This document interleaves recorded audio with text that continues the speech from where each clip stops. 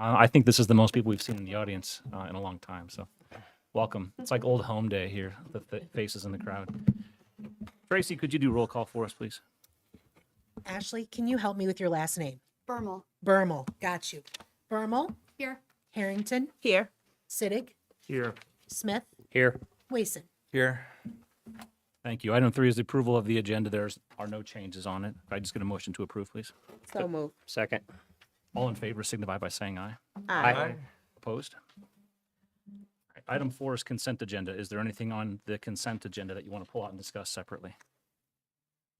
No. Seeing none, can I have a motion for consent agenda, please? So moved. Second. Been moved and seconded. All in favor say aye. Aye. Opposed? Awesome. Item 5 then is public comment time. Anyone in the audience here tonight has business to bring before us that's not already on the agenda, this is time for you to do so. I think everybody's here for something on the agenda, though, so.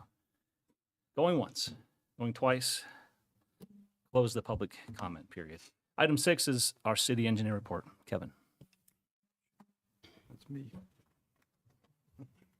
Okay, thank you. I've got just a couple updates on your projects. Ranch Hill Way Phase 5. So those lane closures have been in place, and they're now working along the sides of the roadway. Their current focus are the seat walls at the corners, retaining walls, the sidewalk ramps, installation of brick pavers in the roadway medians, and the installation of conduits for the street lighting. Dubuque Street Phase 1, construction has also started there with phases, they're phases 1 through 3. It's all of North Dubuque Street. So that's the first part of that project. It's going okay. Little rocky start. We found a underground box culvert that was not known to anyone. So we're going to deal with that. We had a meeting yesterday with the contractor, and we decided we're going to have that removed, time and materials. So there will be a change order coming.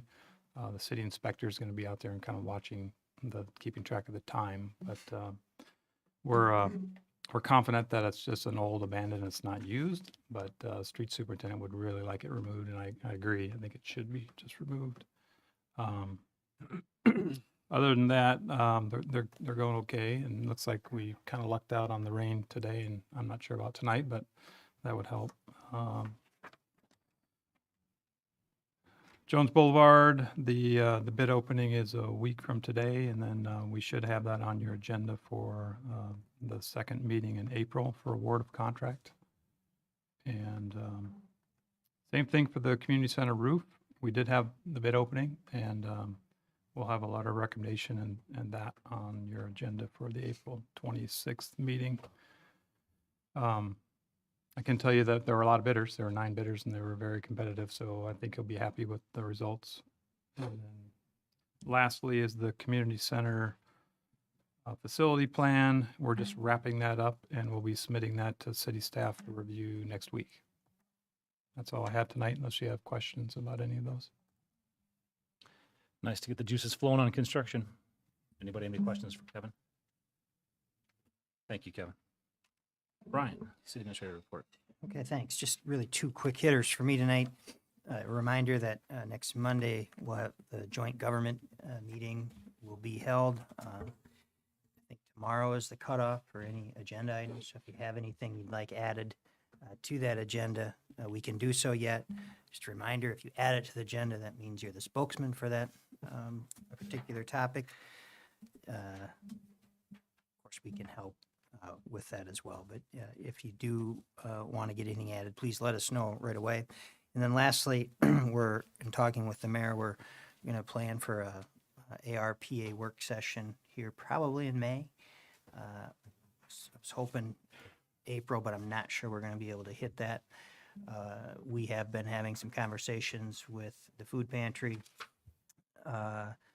with Johnson County Housing Trust Fund, and there are a couple other conversations we want to have outside of the meeting yet to bring information back to you folks. But really, the intent would be to have that discussion, talk about kind of where we've been, what the consensus was previously, make sure we're still going in the right direction, and then solidify some additional details on a couple of the pieces like affordable housing, and any sort of additional assistance to the pantry. So I think we still have our work cut out for us in terms of making some decisions there. And again, we don't need to be in a rush for this, but we can get the money out as soon as we get consensus from the group. So we'll plan to have that discussion in May. And that's what I have this evening, unless there are any other questions. Any questions for Ryan? Thank you, Ryan. Mayor's report. I got just a couple of things. It's been a long 3 weeks. I talked to Ryan a couple of weeks ago, and staff always looks forward to this in-between week on a 3-week schedule like this. A lot has happened, I think, out in the community, and not to make the time any longer tonight, but nearly every one of our staff and our department heads I've seen doing weekend things, and I just wanted to thank them for that time. They're not just 8 to 5 jobs. They're here tonight actually with us. Some of them are recording. So just everybody all around, community events. And I know Brian has one to tip off here in just a moment. So I just wanted to thank everybody for that. And also when you had to be here, Drew, on the weekends to do what you had to do, we appreciate all of you doing those things for us. The other thing I have is a proclamation tonight, and that's for Housing Trust Fund Week. Whereas the Housing Trust Fund of Johnson County was founded in 2004, and whereas the 18 years the Housing Trust Fund of Johnson County has been creating and preserving housing that is affordable, and whereas the Housing Trust Fund of Johnson County has committed more than $12 million for housing that is affordable, and whereas more than 1,000 units of housing that is affordable have been created and preserved for citizens of Johnson County by the Housing Trust Fund, including housing at Penn Oaks Apartments in North Liberty, and whereas the City of North Liberty has provided funding for the work accomplished by the Housing Trust Fund of Johnson County, and whereas the Housing Trust Fund's Affordable Housing Highlights program will take place on Friday, April 22nd at noon on Zoom and Facebook Live, hosted by the Johnson County Affordable Housing Coalition, and will be recorded for viewing on the Housing Trust Fund of Johnson County's Facebook page. Therefore, we, the City of North Liberty, do hereby proclaim April 22nd through the 28th of 2022 as Housing Trust Fund Week, and encourage citizens of North Liberty to learn more about the Housing Trust Fund of Johnson County and their mission to to promote and support housing that is affordable. Kirsten is here to accept this and has a few comments.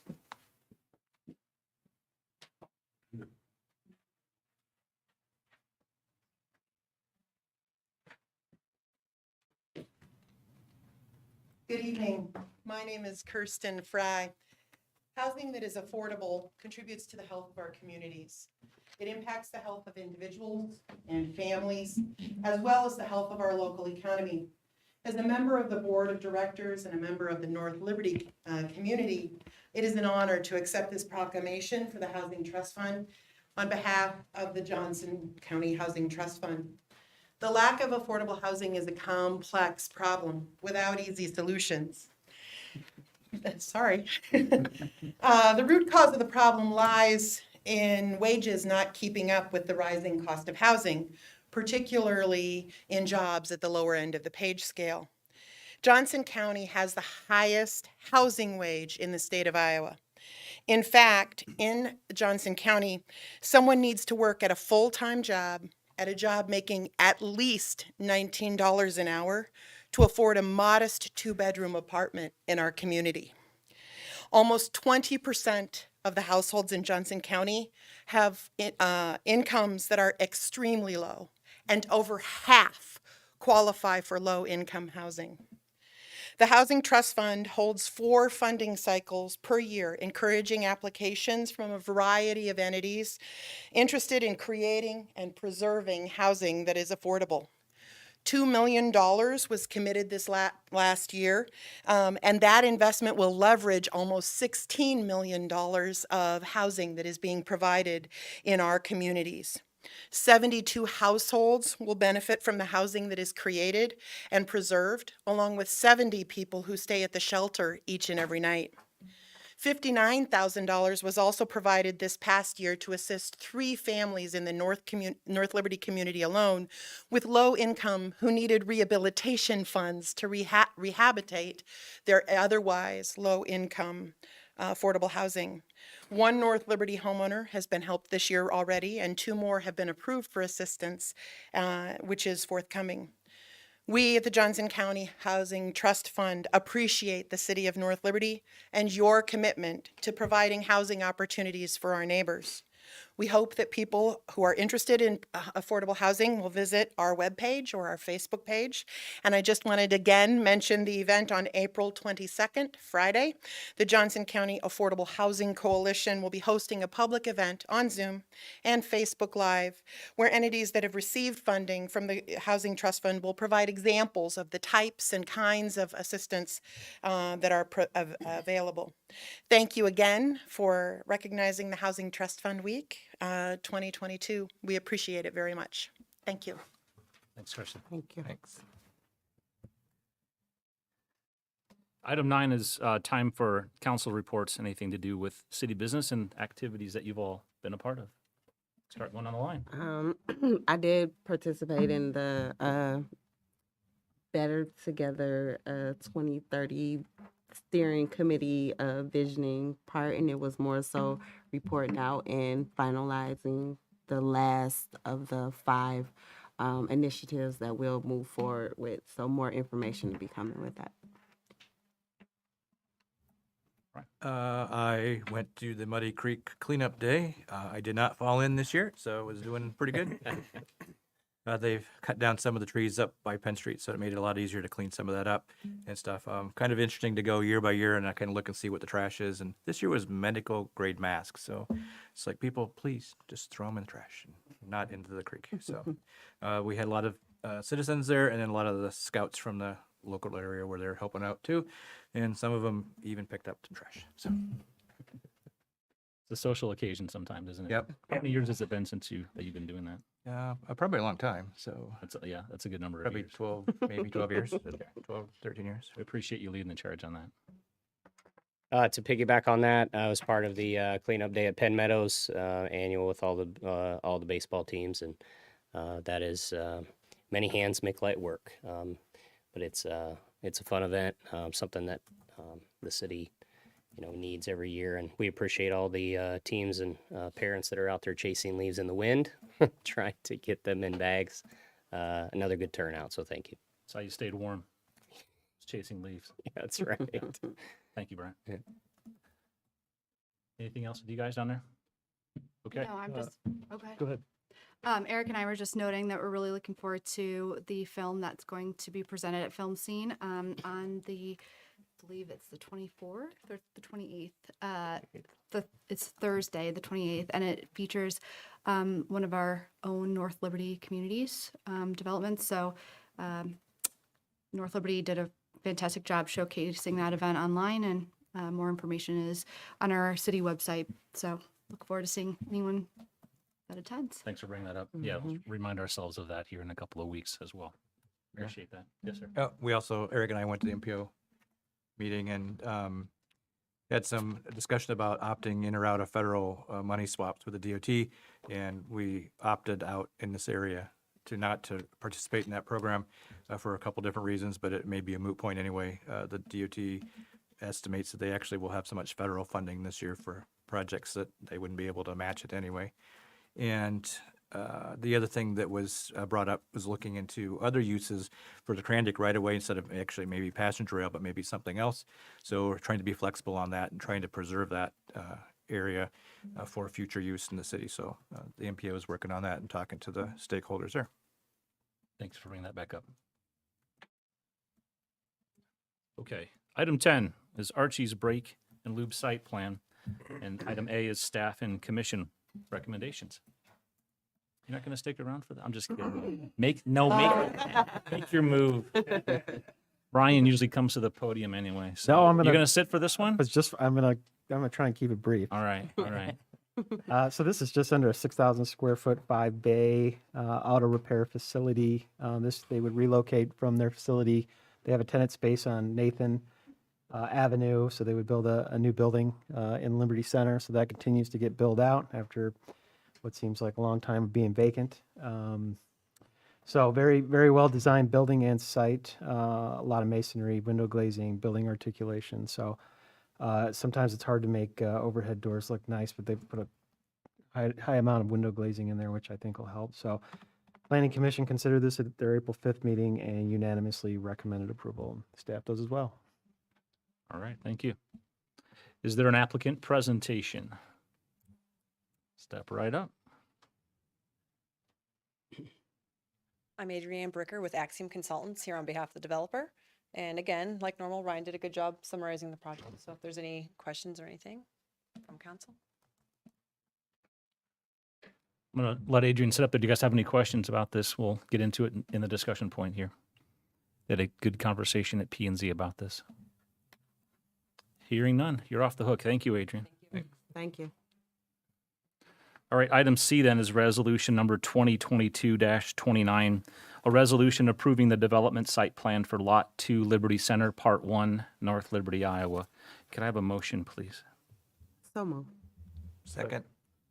Moved and seconded. Do you guys have any other questions or comments? Russ, did this qualify for the reduced parking spots in the new? It did. So yeah, they're providing more than what's required by code. I would also mention there's a couple other things that we'll mention in there, like landscape islands.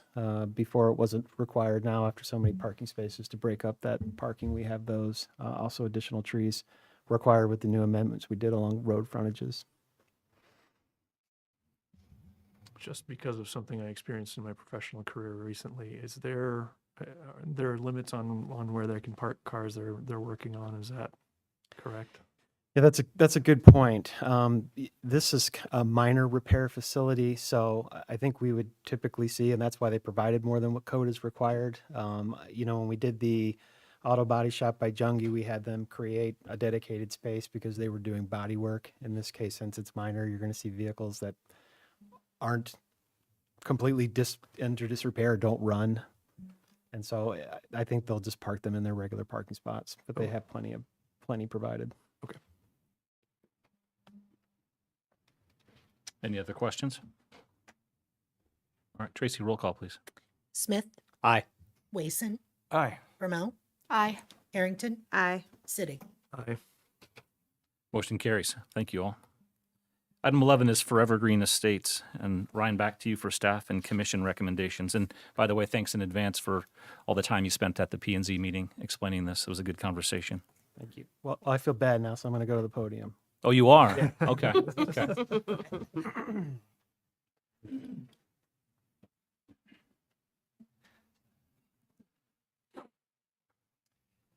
Okay, just kind of up on the screen kind of shows the zoning that was recently approved, shows the commercial at the corner, which they're actually doing a little bit of grading on, as well as the multifamily and the two-family and the single-family.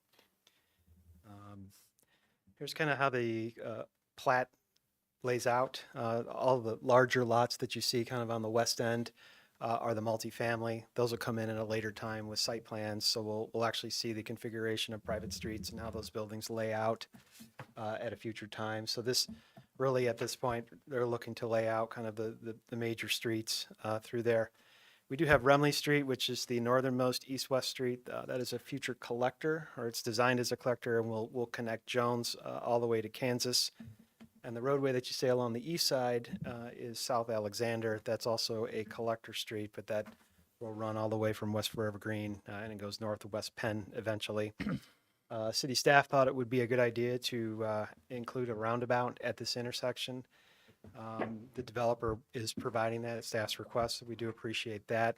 We felt you don't really get a second chance to do these things, and as we found as roundabout construction, it's nice not to have to acquire property and demolish houses. So in this case, we're avoiding that. Along those collector streets, we will see an 8-foot wide trail along one side. There will also be an 8-foot wide trail, with the exception of the Rarick Homestead, because that's not included here, along the east side of South Kansas Avenue. And we felt it was safe. We felt it was a better idea to bring bicyclists and pedestrians down to that intersection to safely cross at that point. The MPO office has indicated that there is a signal warrant that we can't have a signal at there at one time. Obviously, that we'll have to fund that and design that. But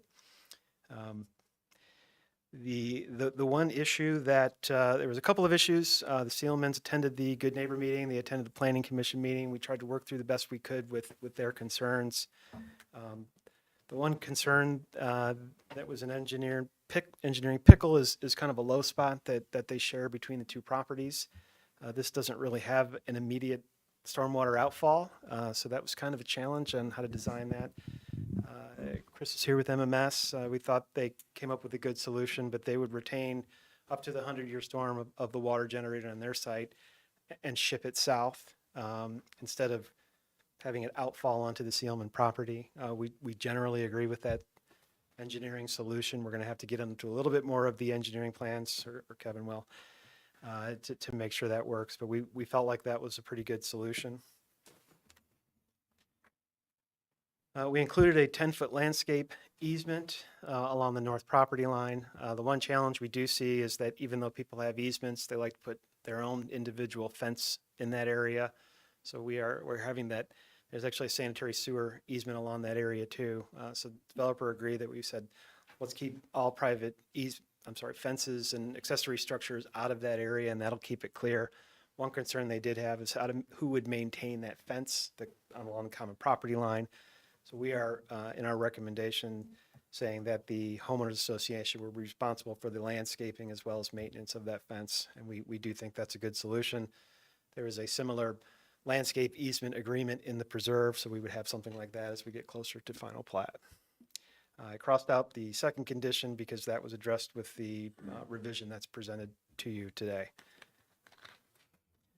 So with all of that, staff does recommend approval, and the Planning Commission does as well. They recommend approval at their April 5th meeting with this single condition. Thank you. Thank you, Russ. You have a copy. You have the only fresh copy of the resolution over there, or do we have it also in our packet? You said there was one condition. Yes. Just one. We have it in front of us here then? Okay. All right. Applicant presentation. Anything else to add? Chris Thompson, MS Consultants, here representing the client. I think Ryan hit on everything there, so we're just here with questions if there's any. Thanks. Hit Chris with any questions. This is the second meeting he's come to. So Russ, Outlaw A, does that have to be a retention pond then? Is it going to be a dry retention pond? Is it going to be a wet retention pond? Wet. So it will be wet the entire time. Mm-hmm. Okay. Yeah, so Russ said it's a natural depression, and there was no really outfall. It fills up, and then it eventually goes to the north. It does, if and when it ever fills up totally. And what MMS's plan is to pipe it to the south. By doing that, they have to make those south ponds a lot bigger than is required by our code, because we still have to respect the property owners down south, and we can't ship any more water their direction. So those ponds are a lot larger than normal as required by our code. Mm-hmm. Maintained by the HOA. Yeah. Yeah. Okay.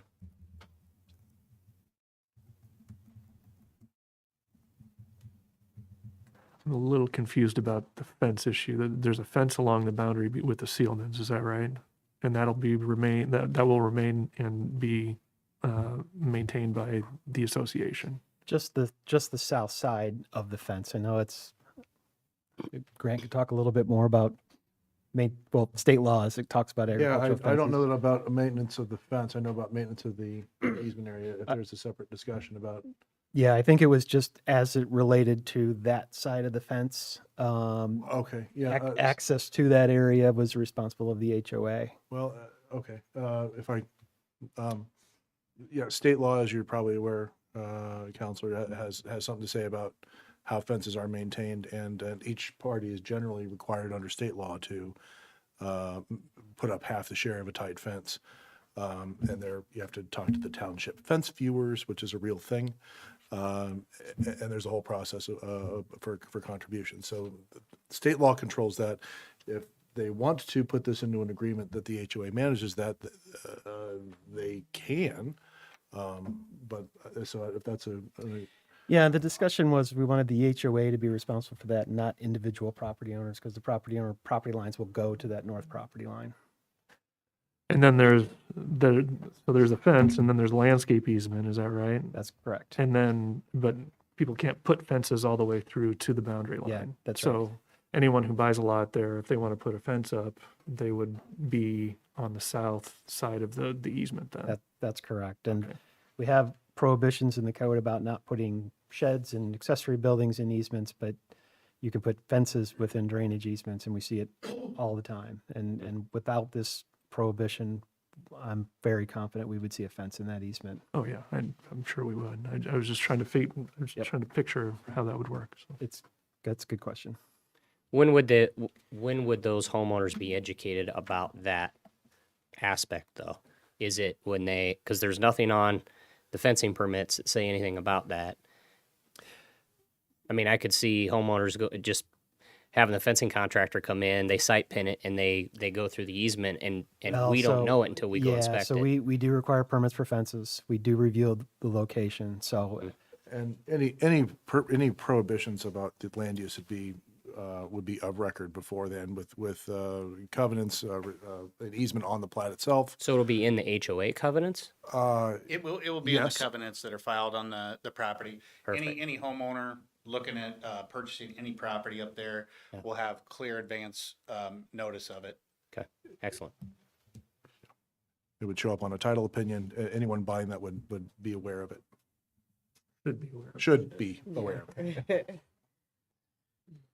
But it's their risk if they decide to put something out there, though, and it's not allowed to be, it can be taken down, and that's their loss of I think the that's money. So behind us, there's an easement for Mid-America's gas line, and there are no playground structures, no gardens, nothing to be put out there. So you can put a fence out there at your own risk because you want to separate your yard going perpendicular to it. But if it needs to be taken out by the utility company, it's on the homeowner's expense. Any other questions? That's a good one. Good couple of questions. I have more, but not necessarily for the, Not for the audience. yeah. Okay.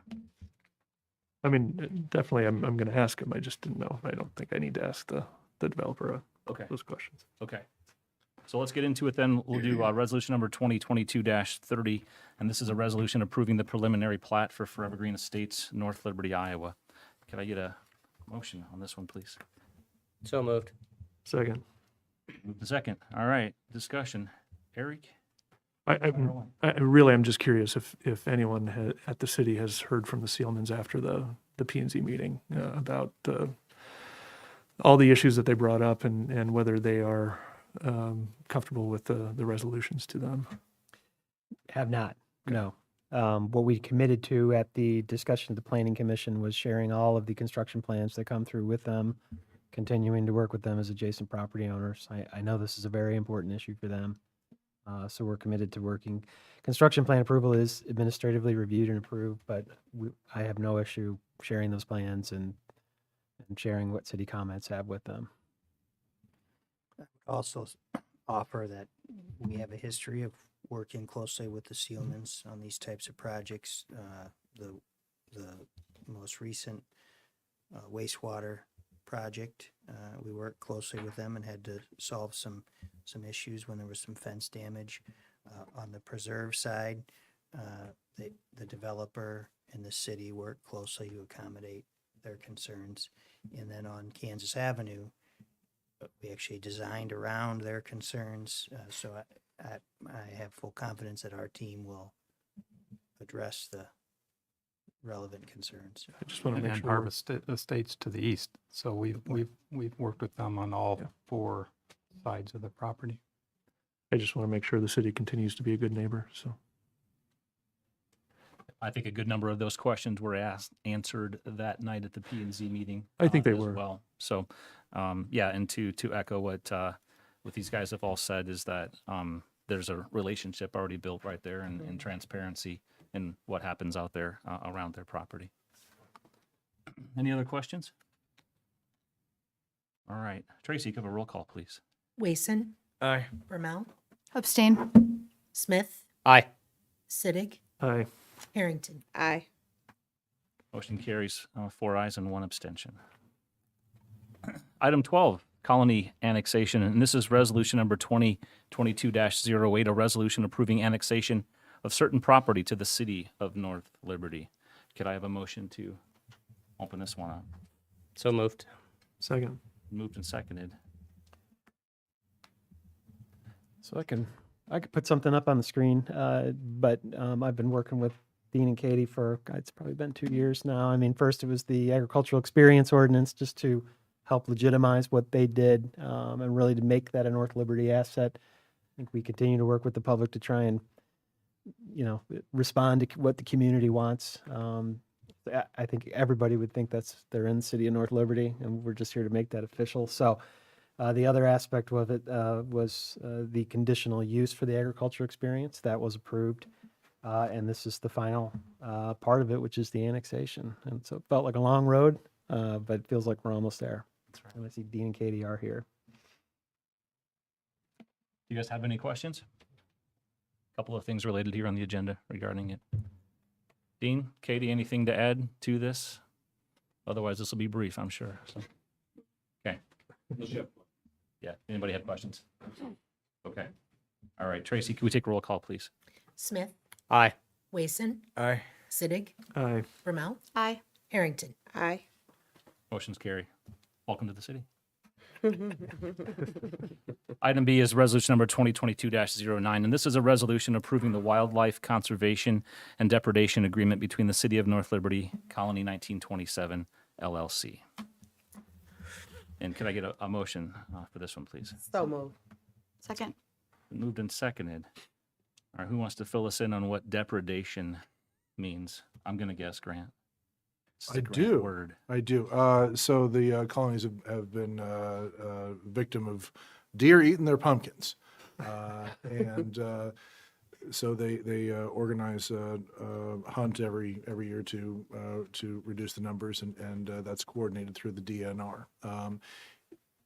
That would still be coordinated through the DNR. There's only one problem here: is that you can't fire a weapon in the North Liberty city limits without written permission from y'all. And so we've created an agreement that'll last 3 years. It'll renew automatically.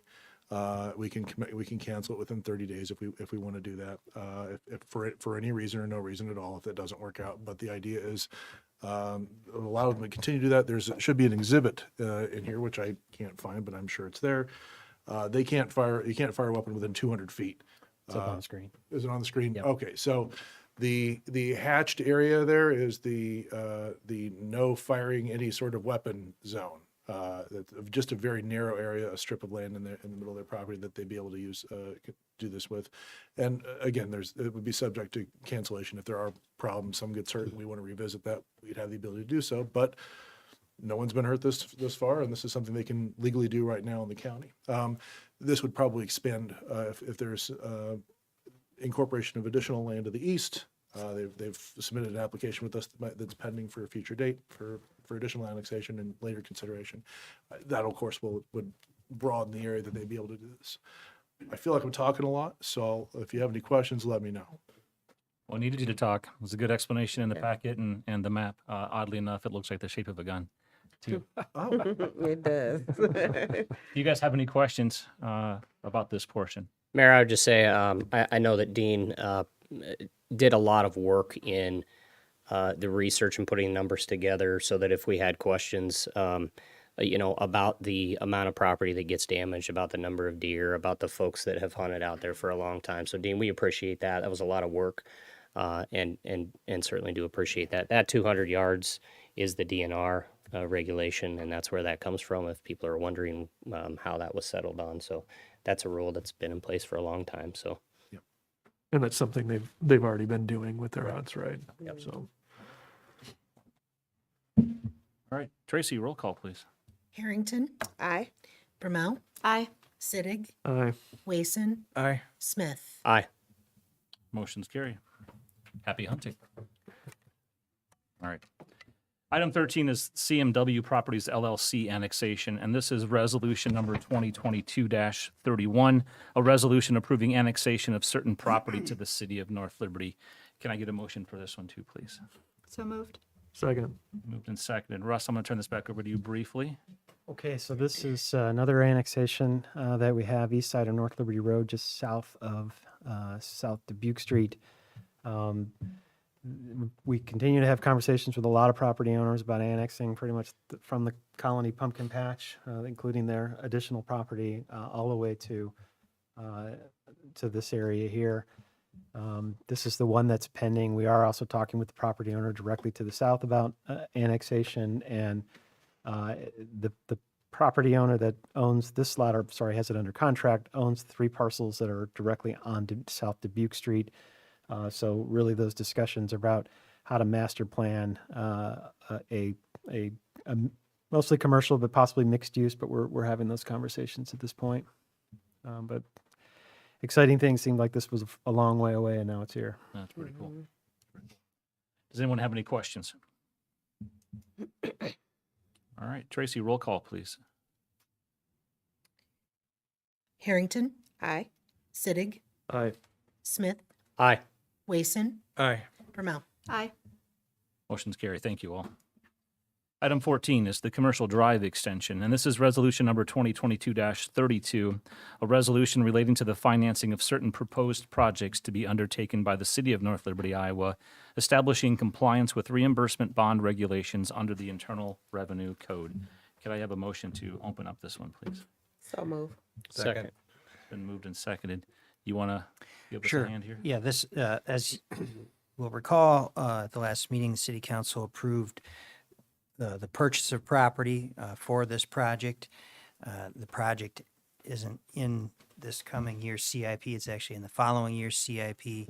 However, because we're spending money on it now and we'll borrow for it at a later date, the IRS requires a reimbursement resolution. So that's what this is. This will simply allow us to borrow for the purchase of the land, the construction of the project, when we're ready to do so. Simple enough. Any questions for Ryan? Okay. Tracy, roll call, please. Wason, Aye. Smith, Aye. Sittig, Aye. Harrington, Aye. Brumell. Aye. Motion carries. Item 15 is Jones Boulevard Extension Project. And item A is a public hearing regarding proposed plans, specifications, and estimate of costs. I'll open up the public hearing in relations to the Jones Boulevard Street. All right, seeing no public comment, I'll close the public hearing. Item B is resolution number 2022-33, a resolution finally approving and confirming plans, specifications, and estimate of cost for the Jones Boulevard Extension Project. Could I get this one opened up, please? So moved. Second. Been moved and seconded. Anybody need to? Happy to give a quick summary on this. I think everyone around this dais knows that the project is from the extension of Jones Boulevard from Penn Street to 240th Street. Working on this in cooperation with Brandon Pratt and his development, Solomon Holdings, to the west. Total project cost, is estimated at just over $3 million, of which we will, $327,000 of that is improvements on Penn Street. The remainder of that will be split into thirds and recouped as development happens in that area. Take that back. 2/3 of that will be recouped as development happens. The other third is the whole responsibility of the city. So we're hopeful that we'll have some good bids on this project and some good news to report at the April 26th meeting. Thank you. And that was a great question that one of you asked of Ryan, a little explanation on how it's paid for, who pays for it, when. So are there any other questions? I guess I'm curious, Kevin, if you said we got some competitive bids on the roof for the community center. I wonder if that would carry over to this, or if there's anything. Well, we those can are take from roofers, them. so. Well, right. I'll be bidding. I think we will. I saw the plan holders list, and there are quite a few contractors on the list, so Okay. I'm hopeful. Anything else? All right. Tracy, go roll call, please. Brumell. Aye. Sorry. Sittig, Aye. Harrington, Aye. Wason, Aye. Smith. Aye. Motion's carry. Item 16, wastewater treatment plan, facility plan update. Resolution number 2022-34, a resolution approving task order number 7037.011 between the City of North Liberty and Fox Strand Engineering for the 2022 wastewater treatment plant facility plan. Say that 5 times fast. Can I get a motion to open this discussion up, please? So moved. Second. It's been moved and seconded. One of you want to start, and we haven't. Yes, I can take it, at least start it. And we do have in the audience tonight our wastewater treatment plant superintendent. Drew Lammers is here, and Steve Troyer with Fox Strand, who's been the lead on all of our wastewater projects since 2000 and, well, at least since 2008, maybe before that, I don't recall. But this is a program that would update our facility plan, and it's important because as we continue to grow and as DNR and EPA regulations are changed or modified, we need to stay on top of that, obviously. And I'm reminded, many of us at this around this table, most of us, we had some significant issues out at the wastewater treatment plant, and we were able to correct those with the new plant in 2008. Not only correct them, but became really an example across the state with the water quality that we're able to produce out of that facility. And so we just completed an expansion in 2018 that should be good for a number of years yet until we have a population of close to $28,000. But in order to be able to plan both fiscally and from an operation standpoint, it's important that we update our plan that was last updated in 2014. If you care to know the technical details, those two gentlemen out there can bore you or can talk to you about that. So I would leave it at that for now, unless there are some additional questions. Drew, Steve, would you guys mind coming up, introducing yourself? Steve, you made the trip all the way out here. You might as well walk to the podium. And by the way, you don't seem to age after all of these years. I still look old. Yeah. It's not what I was going for. But thanks anyway. Can you tell us about this planning? It's probably going to be minor compared to what you all went through 15 plus years ago. Yeah, absolutely. The 2006 was the facility plan we did that initiated that 2008 plant. That was a pretty quick hitting project because of the need at that time. The plant was overloaded, needed to get out ahead of things, so that happened really quickly. The last update we did, we started the planning process in 2012. And it was 2018 until construction was actually completed. So it's a pretty long time frame that we're looking at. As Ryan said, we're trying to stay out ahead of things and stay out ahead of the growth with this planning effort. Yeah, and staying out ahead of the growth allows us to make budgeting a lot easier as well. And I remember that being a headache right away, is paying for that first full expansion, but the addition on it many years later was planned for, and Yes. we could accommodate that a lot easier. Yep. Drew, how does that impact you guys down there? And what sort of benefit will you derive out of being able to see into the future like this? Impact wise, I mean, planning is always good, right? To stay ahead of things. That's kind of where we have to be and where we need to be, both regulation wise and operationally. We're going to benefit it from several aspects, both just looking at it at a capacity standpoint and as well as like a structural and integrity standpoint. That plant is still at the site of a 1998 facility or landscape, I guess, and some of those buildings and some of that equipment even is from the original 1998 SBR plant. It's still being used, it still functions well, but we will be looking at all that stuff as an overview. And, we have the ability to give our input on things that have worked well and we want to continue and expand on to increase that capacity, and things that we struggle with and things that we think can be improved upon for future treatment. It's wonderful. You guys have any questions on this? It seems pretty straightforward for us at this point in time, but I won't make that assumption too broadly. Any questions? All right. Easy peasy. Mhm. Thank you both. Thank you. Thanks, guys. Tracy, could I have a roll call, please? Harrington, Aye. Sittig, Aye. Smith, Aye. Rommel, Aye. Wason. Aye. Motion's carry. Thank you in advance, Steve, for the work that you will do out there. Item 17 is Goose Lake Owners Association Agreement, and this is resolution number 2022-35, a resolution approving the indemnification agreement and consent between the City of North Liberty and Goose Lake Estates Condominiums Owners Association, Inc. Could I have a motion to open this one, please? So moved. Second. Been moved and seconded. I think it's pretty straightforward. Do you guys have questions for staff or what's in the packet? All right, hearing none. Tracy, roll call, please. Harrington, Aye. Wason, Aye. Sittig, Aye. Smith, Aye. Rommel. Aye. Motion's carried. Item 18 is the zoning ordinance amendment, and this is item A, public hearing regarding proposed zoning ordinance amendments. And I will open the public hearing on these minor changes. Anyone in the audience here to comment on those? Seeing none, I will close the public hearing.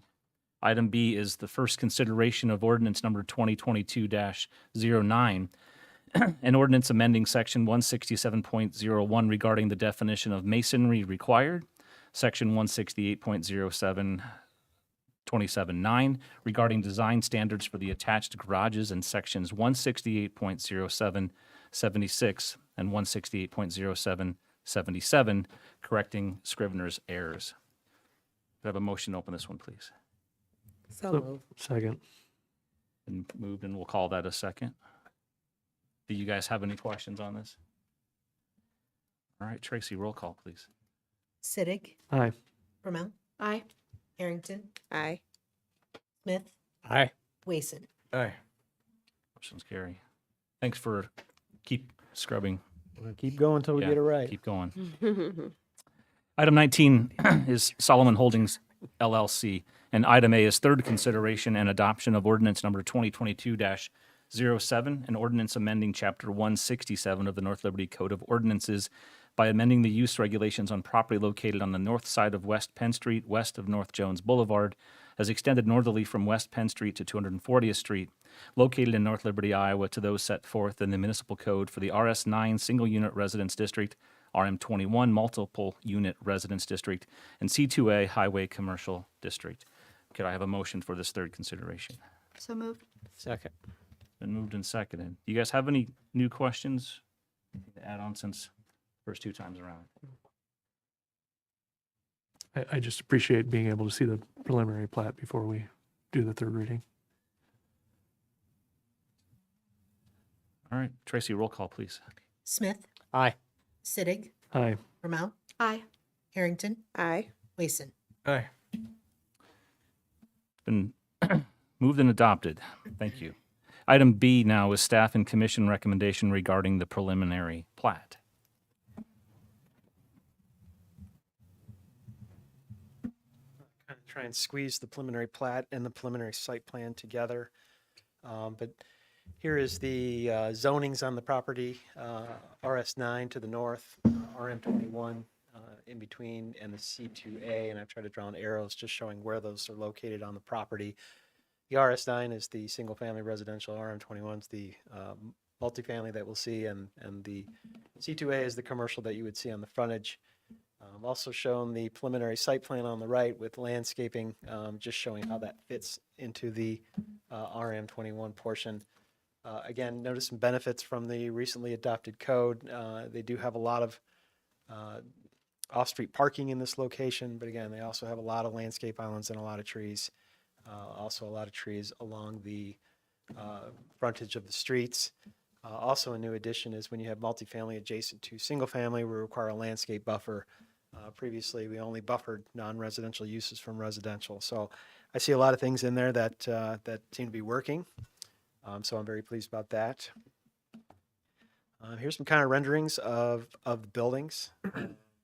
Also the clubhouse on the top left, as well as the garages. So this is a higher end, what we would consider a higher end multifamily development. Again, clubhouse and private recreational amenities for the tenants. See a lot of masonry on the clubhouse as well as the garages. So very high finish. We think the building's very well designed. Again, you see a fair amount of masonry, building articulation and window glazing, which really helps to make those buildings look nice. Didn't have the buildings in between the main part of the multifamily and the street, which I think is important because you really want people to look at this and think that this is a nice development. So here is the preliminary plat. They would attempt to develop the first two phases of the multifamily. The third phase, they're not quite sure if they're going to do a higher density. The discussions I've heard, more of a lower density, maybe a single family, similar to the Vintage Estates or something like that, but we'll continue to work on that. And then the commercial on south here. The area I have circled in red is an off-street improvement, and that pertains to a roadway as well as a traffic signal. This was a very large development, so staff did require a traffic study to be submitted. First, we were thinking that they could have a road lining up to the L.L. Pelling driveway, but the traffic engineer is recommending that it be located across from another private street, which is Country Lane. Staff does generally agree with that. The conditions that you see that are recommended by staff and the Planning Commission pertain to the timing of those improvements. For example, they could begin construction of the single-family development because that doesn't really impact much, a little bit on Jones, but not as much. When you start to get into, so along the initial phase of the multifamily or the commercial, we are requiring as a condition of this for the roadway along the back and Saratoga Lane to be constructed. The installation of the signal is depending on the phases of the multifamily and or the type of commercial development that goes in. There's a big difference between an office building and a convenience store with respect to how much traffic those generated, or anticipated to be generated. So we had to build in a little bit of flexibility. I think the easy bureaucratic way to say would be to say, put in the street and put in the traffic signal right away. Traffic signals are probably in the tune of $400,000. And so it made sense for them to begin some type of construction along those areas. The discussions I've had with Brandon indicate that he'd like to do this along the initial phases, but we thought it was important to have some flexibility in there. Again, this first one's crossed out because they did update the traffic study to address Johnson County MPO. We had them review it. They generally agreed with the traffic study. They had some comments. They were adopted. And again, we are recommending that Saratoga Place be constructed by the developer accepted to the city prior to development of lots 112 through 18. That's the multifamily and the commercial. And again, the third condition is related to when the traffic signal would be installed. So with that, the Planning Commission did recommend approval with those conditions. Staff does as well.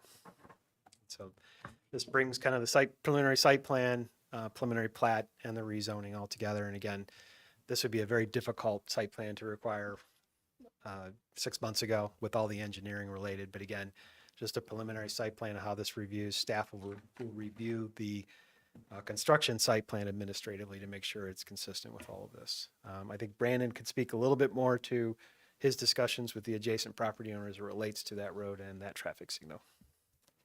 Thank you, Russ. Thank you. You guys have any questions for Russ while we have him up there? So Russell, Saratoga Place, that just what's the future of that going west then?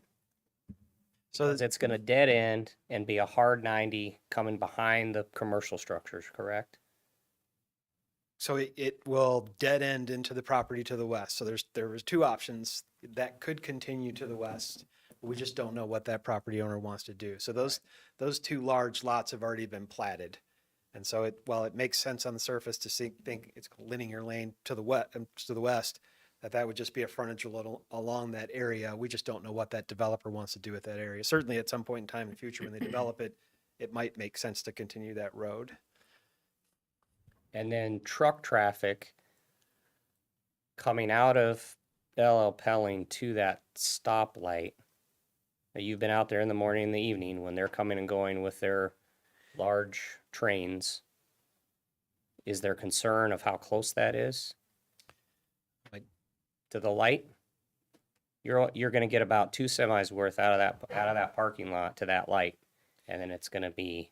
Yeah, that's It's gonna be- about, well, if you look at, it's hard to see. Let's see. Does it show the footage there? This area right here is where the yellow common driveway is. Yep. It's about 300 feet. Is that Troy? Yeah, make me pull it up like this. Sorry, Troy. I don't. Doesn't pull it a mile. So divided by 4 is that. So you've got at least 300 feet. Okay.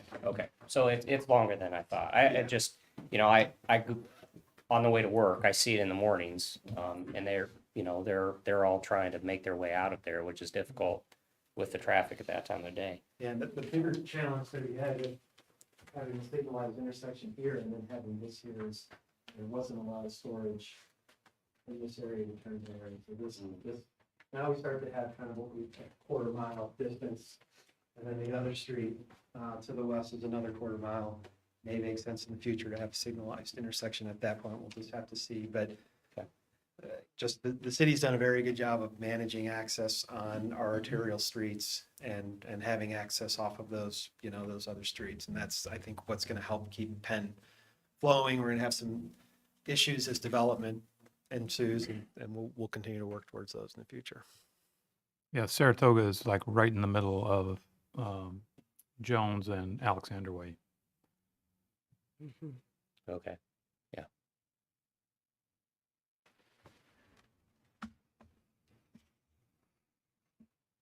Any other questions for Russ?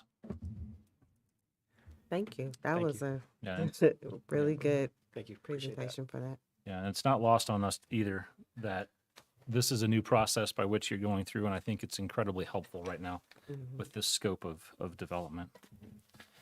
Okay. Item C is applicant presentation. Came all this way, gentlemen. Anything to add to the discussion at this point? Brandon Pratt, Solomon's Landing and Line Development Group, and Brent, if you want to make a motion to not have a stoplight, I'd be happy not to pay for it. So, I'm sure. just to make a quick comment, we are having conversations with the property owner next to us. We've got a pretty aggressive offer in front of him, where being that this would be developer funded and developer driven, that I would pay for the stoplight. So, assuming that I'm only going to add pretty serious value to his ground, I don't see any issue being able to get this done. Outside of that, I'm here for any other questions you guys have. Any other questions? Just really interesting and good-looking development. Thank you. Appreciate it. Thank you very much. Thanks, Brendan. Thank you. All right, item D is resolution number 2022-36, a resolution approving the preliminary plat for Solomon's Landing, North Liberty, Iowa. Have a motion. So moved. Thanks. Second. Moved and seconded and thirded. Any other questions? All right, Tracy, how about a roll call, please? Brumel, Aye. Smith, Aye. Sittig, Aye. Wason, Aye. Harrington. Aye. Motion carries. Thank you again, all. Item D is staff and commission recommendation regarding the Emery site plan. So I won't go into it very much. Similar, as I mentioned, there was only one condition. There's a conflict with the northernmost road as it relates to a storm intake on the planned Jones Boulevard extension. That's something we can certainly work out as we get into the construction site plan approval. And again, the appropriate time for getting down into the weeds is for a staff review at that administrative level. So that they reviewed that at the April 5th Planning Commission and recommended approval subject to that one condition. Is there an additional item, or item F is applicant presentation? Anything to add to this part? Good evening. My name is Zach Ludwig, Haverkamp Properties, Insight Construction. Thanks for considering our site plan application. We're excited about this project, North Liberty. We're from Ames.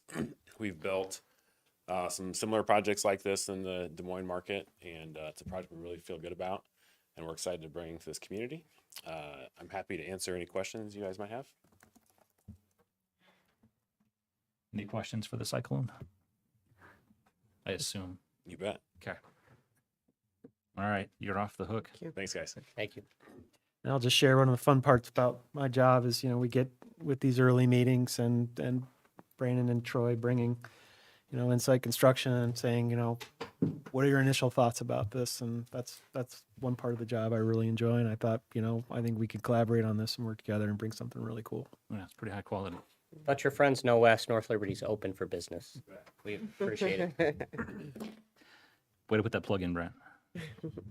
All right. Item G is resolution number 2022-37, a resolution approving the development site plan for Solomon's Landing Apartments, North Liberty, Iowa. Could I have a motion to open this resolution? So moved. Second. Moved and seconded. Any other questions? All right. Tracy, roll call, please. Harrington, Aye. Smith, Aye. Sittig, Aye. Vermont, Aye. Wason. Aye. Motion carries. Thank you all for your time and effort and drive. Thank you. Item 20 is nicotine product-free places, and this is our third consideration and adoption of ordinance number 2022-06, an ordinance amending Chapter 49 of the North Liberty Code of Ordinances to prohibit nicotine products in parks and on trails. Can I have a motion for this third consideration, please? So moved. Second. It's been moved and seconded. Anything to add to this discussion or questions, you guys? Thank you to Eric's wife, Kelly, for writing in the importance of this. I think we all agree with her 100%. Agreed. And I would just thank Johnson County Public Health again for bringing this to us. All right, Tracy, roll call, please. Wason, Aye. Smith, Aye. Harrington, Aye. Sittig, Aye. Vermont. Aye. Motion carries and adopted. Item 21 is the Matnick rezoning, and this is our second consideration of ordinance number 2022-08, an ordinance amending Chapter 167 of the North Liberty Code of Ordinances by amending the use regulations on property located at 10 Yarrow Way, located in North Liberty, Iowa, to those set forth in the municipal code for the RM21 multiple unit residential district. The motion for this ordinance, please. So moved. Second. Moved, seconded, and again. You guys have any other questions about this? I would just note, it sounds like there's still discussions about moving that house. I'm glad to hear that, but who knows what's going to happen in the end. Yeah, and I assume that was you that asked that question of Ryan, so I appreciate you asking and for that answer to his question too. Tracy, could we have a roll call on this one, please? Harrington, Aye. Smith, Aye. Sittig, Aye. Wason, Aye. Vermont. Aye. Motion carry. Oh, look at this. We're almost at the end of our pages. Item 22 is old business. Anything that you want to go back and revisit? Item 23 is new business. I would just note that, as Brian mentioned, I went to the MPO meeting last week, and there was a presentation from the MPO about their long-range transportation plan, and I think it's something that all of us could benefit from looking at, just to see where we're at and see where we're going, see what kind of things are going to be coming down the pike for us. So It's funny you should say that because Brian mentioned that after the meeting as well. So I don't know if there's a way for them to come up and present to that, but having this information up here would be awesome to see. So and they said they would. they would. Okay. All right. Well, would one of you want to reach out to Ken and invite him? I can take the lead on that if you'd like. That'd be great. I think it's great. They probably do it after they approve it. and Stuff. So it's interesting to see what the projected size of the cities in North Liberty is in a couple of years. In the county, I mean. Very true. Any other new business? I just have a question. Generally speaking, we're looking at two considerably sized developments that would feed into the Clear Creek Amana School District. Has there been any conversation as to capacity issues that might arise from adding this many single-family homes? That's a great question, and we've had some previous conversations with the previous superintendent. There is a fairly new superintendent now. We have not had an opportunity to visit with him about. But in those conversations with the previous superintendent, we pointed out our growth areas in what we were expecting in terms of the zoning and types of developments. And I would have reason to believe that they then presented or pass that information along to the company they use to project enrollment with. But I don't have confirmation that they did, but they were aware of what we were working on. So I'm looking forward to meeting the new superintendent, and hopefully we'll have regular meetings with him like we did with the previous one. Anything else? Just one quick thing, on the 24th, the Karandic Marathon is coming through the town, so it'll be a busy morning that day, so everybody may have to look a little different routes there for a bit. Do you know the route by chance? So the half starts at Green State and then comes and runs up by Jones, across the street, off Tree Street, I think, and then back down Heading trail. to Iowa City this Yep. year? Okay. So this will be the last year they run from one city to the other, so. Mr. Mayor, Yes, sir. sorry to jump in at the tail end here. We do have our consultants coming in next week. And we have a community design workshop held at the community center. So they'll be there on April 21st, 2022. There'll be 2 opportunities for the public to participate, 11:30 to 1:30 and 5:30 to 7:30 p.m. This starts to get into the fun planning part of the exercise. It's a little nebulous at the beginning, but now we're starting to open up maps and bring the consultants in and start talking about where we really want things. So at this point in time, we're really going to start seeing kind of the development of the content of the plan. Do you mind repeating those times and date again? Actually, I was going to ask if you could just send an email out to all of us. Sure. I will. That'd be great. For the public, it's April 21st, 11:30 to 1:30 and 5:30 to 7:30, but I will email that out. And then we can push that out to our respective social media outlets. I'm glad you brought that up, Russ. Thank you. Thank you. Anything else? All right, can I have a motion to adjourn? So moved. Thanks. Second. Been moved and seconded. All in favor, say aye. Aye. Opposed? All right, thank you all.